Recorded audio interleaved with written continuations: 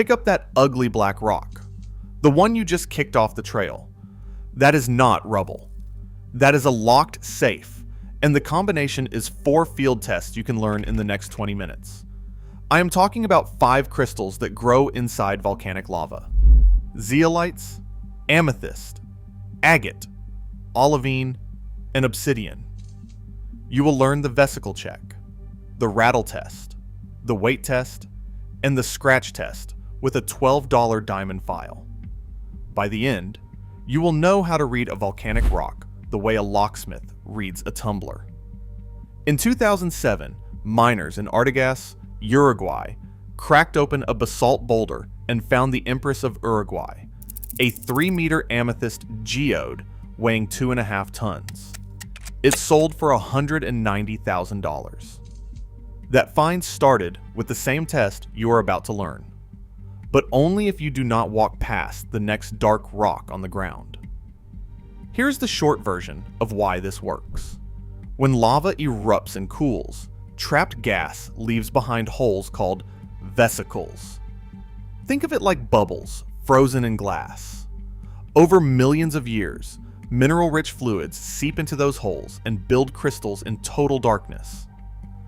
I first learned this mechanism in Antwerp, where I trained in the diamond trade, but I have confirmed it in the field from Oregon to Maharashtra.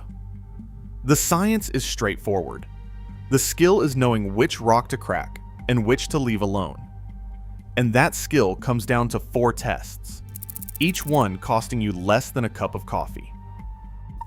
Let us start with the crystal most collectors chase first, zeolites. The Deccan traps in India are 66 million years old, basalt stacked in layers as far as you can see. Most of it looks like pavement, but the real action is hidden inside the vesicles. Stilbite, apophyllite, heulandite.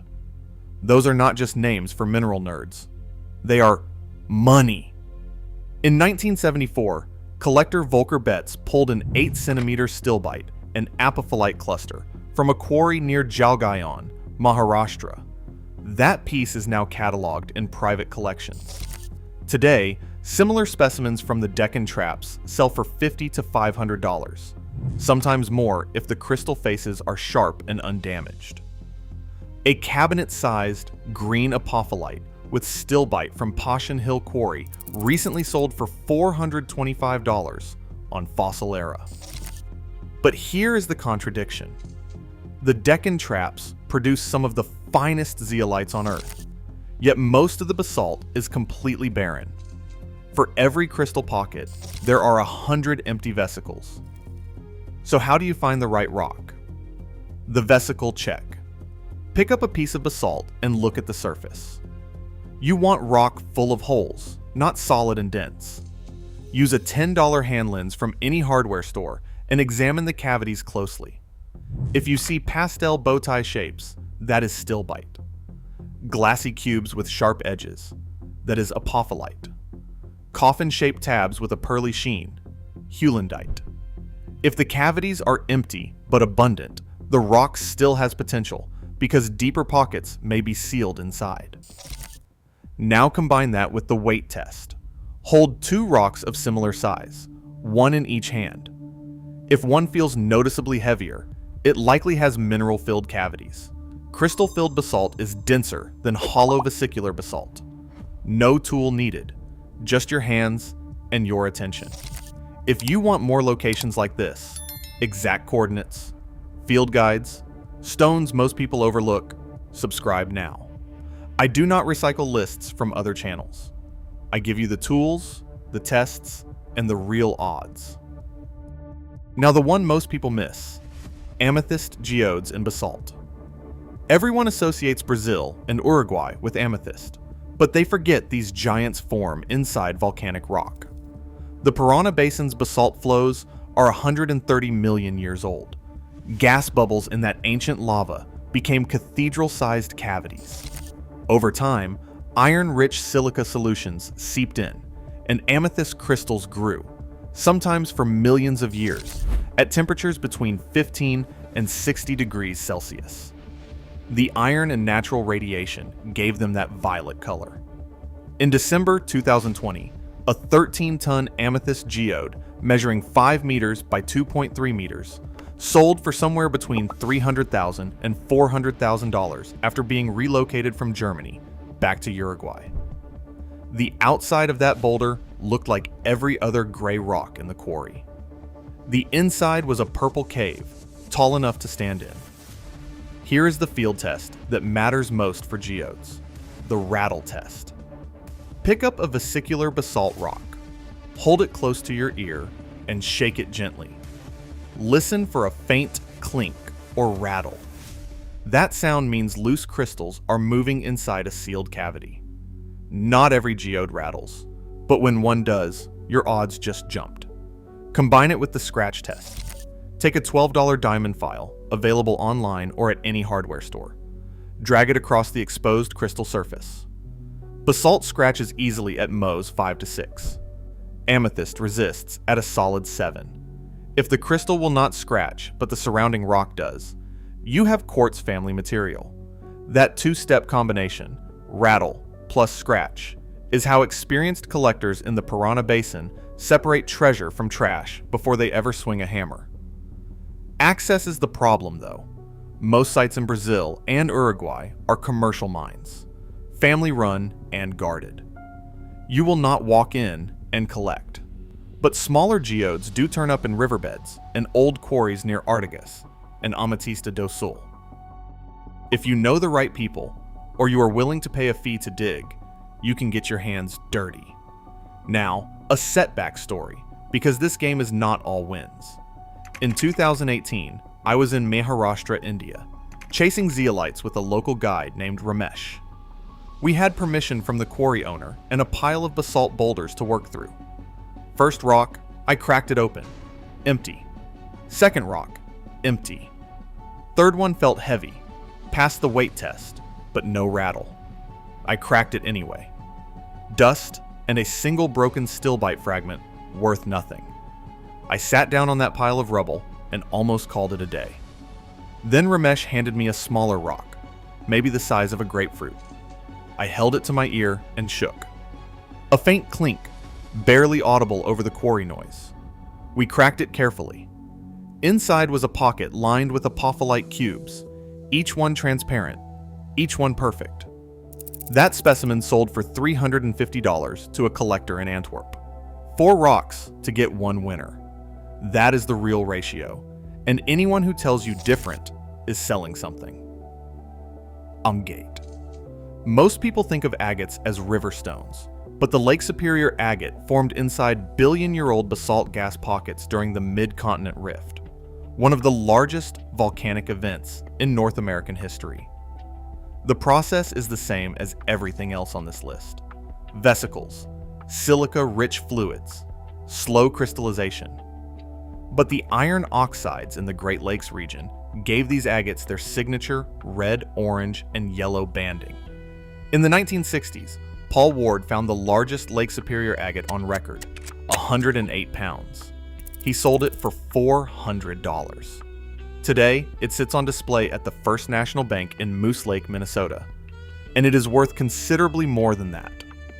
The best collecting spots are Minnesota's North Shore, from Duluth to Grand Marais, Michigan's Upper Peninsula and Keweenaw Peninsula, and Wisconsin's Apostle Islands. Public beaches are fair game, especially after storms churn up new material. Some gravel pits allow collecting with permission, but the classic sites around Moose Lake are well picked over. You will walk miles of shoreline for one keeper. Here is how to spot one. Walk a gravel beach and look for a stone with a waxy sheen and warm color, red, orange, or caramel. Pick it up. If it feels heavier than the surrounding gravel for its size, that is the weight test working. Hold it up to sunlight. Agate is translucent, so light will glow through the edges. For confirmation, use a steel knife, about $5 at any hardware store. Press the blade against the stone and try to scratch it. Agate sits at Mohs 6.5 to 7. The knife is about 5.5. If the knife slides without leaving a mark, you have chalcedony. If it scratches, you have basalt or something softer. A palm-sized banded agate with good color can fetch $100 or more. The rare eye or fortification patterns go higher, but most rocks on that beach are duds. That is the honest truth. Olivine. Peridot if it is gem quality. This one is different from everything else on this list because you are not looking inside cavities. Olivine crystallizes directly from basalt magma at extreme temperatures, more than 25 miles deep in the Earth's mantle, then rides to the surface inside erupting lava. It is one of the first minerals to form as magma cools, which means it has been growing long before the lava ever sees daylight. Hawaii's Papakolea Beach on the Big Island is famous for its green sand, which is concentrated olivine weathered out of a cinder cone called pu mahana by relentless wave action. The ocean strips away the lighter volcanic material and leaves the dense green crystals behind. But do not get ideas about collecting there. Removal of sand from Papakolea has been illegal since 2013, and enforcement is real. On Oahu at Diamond Head, you can spot olivine crystals embedded in the basalt itself. Olive green, glassy, sometimes as big as a fingernail. I have held those rocks. The green against the black basalt is striking, but most crystals are too small or too fractured to cut. During the 2018 Kilauea eruption, residents in Leilani Estates reported olivine crystals literally raining from the sky, separated from lava fountains by explosive force. That made international news. People were picking green pebbles off their driveways, but most of those crystals were under 1 centimeter and full of inclusions. The real gem quality volcanic peridot comes from Peridot Mesa on the San Carlos Apache Reservation in Arizona. Basalt flows there carry chunks of mantle rock called xenoliths, and inside those xenoliths sit cuttable green crystals with the clarity you need for jewelry. Gem peridot from volcanic sources can hit $50 or more per carat if you find a clean, faceable stone. Some exceptional pieces from the San Carlos deposit have sold for over $100 per carat at gem shows. The field test is straightforward. Look for dark basalt with green flecks. The green should be olive to lime, not dark forest green, which is more likely pyroxene. Use a $15 Mohs hardness kit from an online supplier or a piece of quartz you already have. Press the quartz against the green crystal and try to scratch it.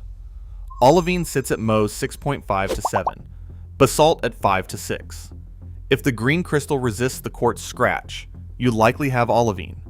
If it crumbles or flakes, it is probably a softer mineral. Odds of finding gem quality material in the wild are genuinely low, but the color is unmistakable, and even non-gem olivine specimens in basalt matrix sell for $10 to $30 to collectors who appreciate the geology. Obsidian, volcanic glass. It forms when silica-rich lava, at least 70% silicon dioxide, cools so fast there's no time for crystals to organize.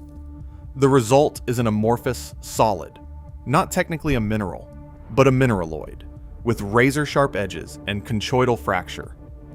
Most people picture jet black glass. That is the common variety, and it is worth almost nothing, $1 to $5 per pound. But obsidian comes in forms that will surprise you. Snowflake obsidian has white spherolites of cristobalite floating in the black glass. Those spherolites form when the glass slowly devitrifies over time, meaning the amorphous structure partially crystallizes. It is obsidian turning back into a crystal, which is the opposite of how it formed in the first place. Apache tears are different again. They are rounded, semi-transparent pebbles found loose in perlite beds across Arizona and New Mexico. Near Superior, Arizona, at Apache Leap, you can collect them from decomposing perlite for a small fee. Hold one up to the light and you will see through it, a smoky amber glow. They sell for $2 to $10 each, but the story behind the name is worth more than the stone. And then there is fire obsidian. This is the rare one. Thin layers of magnetite nanoparticles create iridescent color that flashes when you rotate the stone. At Glass Butte, Oregon, collectors have been pulling fire obsidian from Public Bureau of Land Management land for decades. One well-documented find from Glass Butte, a palm-sized piece with full spectral flash across the entire surface, sold to a collector for over $200. Most fire obsidian is subtler than that, a single band of color, maybe green or purple. But when you find a piece that lights up like an opal, you know it. In Utah's Black Rock Desert, snowflake obsidian litters the ground, and you can surface collect on public land. Obsidian Cliff in Yellowstone is one of the most famous flows in the world, used by indigenous peoples for toolmaking for thousands of years, but collecting there is prohibited because it is inside the national park. The field test is the simplest of all 5 crystals on this list. Obsidian has a glassy luster you can literally see your reflection in. Break it, and you get conchoidal fracture, curved shell like breaks with edges thinner than a scalpel blade. Hardness is 5 to 5.5. It will scratch window glass, but not quartz. If you are not sure whether you have obsidian or just dark basalt, look at the fracture surface. Basalt breaks rough and granular. Obsidian breaks smooth and curved. One warning that I cannot stress enough: obsidian edges are sharper than surgical steel. I have seen collectors slice their hands open before they even realize they were cut. Always wear leather gloves when handling fresh breaks. Thunder eggs. These are not geodes, even though people confuse them constantly. A geode is a hollow rock lined with crystals. A thunder egg is a solid nodule, rhyolite on the outside, agate, opal, or jasper on the inside, with no air gap. They form when spherulites, needle-like crystals of cristobalite and feldspar, radiate outward in cooling rhyolitic lava. Internal gas pressure cracks the spherulite apart, creating a cavity that fills with silica-rich fluids over thousands to millions of years. Multiple cycles of mineral deposition create the intricate banding, plumes, and star patterns that make collectors lose their minds. Oregon is the world capital for thunder eggs. Richardson's Rock Ranch near Madras is famous for the blue bed and Pride plume thunder eggs. Collectors there describe the Pride plume as a 1 in 1,000 find, a thunder egg with feathery plume agate inside that looks like a frozen explosion. Most of what you dig up is solid jasper or plain banded agate, but that 1 in 1,000 keeps people coming back. Ochoco National Forest and Sucker Creek Canyon are public collecting sites on Bureau of Land Management and Forest Service land, with a limit of 10 pounds per person per day. In New Mexico, Rockhound State Park near Deming lets you collect up to 15 pounds of material for free. The largest thunder egg ever documented weighs 1.75 tons and sits in the Rice Northwest Museum of Rocks and Minerals in Hillsboro, Oregon. Nobody is putting that one in their pocket. In the field, look for round, knobby rocks in weathered rhyolite or volcanic tuff. The exterior is usually gray, brown, or reddish, sometimes with visible ridges or a star-like pattern on the surface. They are heavier than they look because of the dense mineral core. Sometimes, if you shake one, you will hear a rattle from loose material inside, but you will not know what you have until you cut it open. That is the gamble. A $200 diamond saw from a lapidary supply shop is the tool of choice, and you must use water or oil coolant. Never cut dry, or you will ruin the specimen and the blade. Many fee dig sites will cut your finds for a few dollars if you do not own a saw. Most thunder eggs sell for $10 to $200, but rare patterns like plume, moss, or star agate can push well past that. A Pride plume thunder egg with good color and definition can sell for $300 or more to the right collector. So what do you actually do when you are standing in a field of volcanic rock? 4 tests. First, the vesicle check. Look for basalt full of holes. Those holes are where crystals form. Use a $10 hand lens to examine the cavity walls for crystal growth. Second, The weight test. Pick up two similar sized rocks. The heavier one likely has mineral-filled cavities. No tools needed. Third, the rattle test. Hold the rock to your ear and shake gently. A faint clink means loose crystals inside a sealed pocket. This is the test that saved my day in Maharashtra. Fourth, the scratch test. Use a $12 diamond file or a $5 steel knife. Drag it across the crystal surface. If the crystal resists the blade, but the surrounding basalt does not, you have quartz family material, Mohs 7 versus Mohs 5 to 6. Those 4 tests cost you less than $30 total, and they separate the experienced collector from the person who walks past a fortune. Now, the climax. Back to the Empress of Uruguay. In 2007, in Agate, northern Uruguay, a crew of miners split a basalt boulder expecting another small geode, maybe worth a few $100s. They had cracked dozens that week. Instead, they found a chamber 3 meters tall, lined floor to ceiling with deep violet amethyst points. The first man who crawled inside had hands that shook so badly he dropped his hammer. The geode weighed 2.5 tons. It sold initially for $75,000, then changed hands for $190,000, and now stands in the Crystal Caves Museum in Atherton, Australia. People fly across the world to see it. That is what can be hiding inside volcanic rock. Not every time. Not even most of the time. But sometimes. Here's what I want you to take from this. Most people walk past volcanic rocks because they look worthless. Dark, rough, ugly. Nothing about them says treasure. But if you know the 4 tests, vesicle check, weight, rattle, scratch, you can read those rocks the way I learned to read diamonds in Antwerp.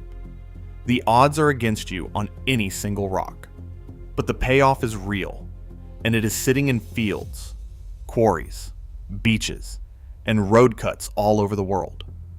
Next time you see a rough black rock, pick it up. Hold it to your ear. Listen. The answer is in your hand.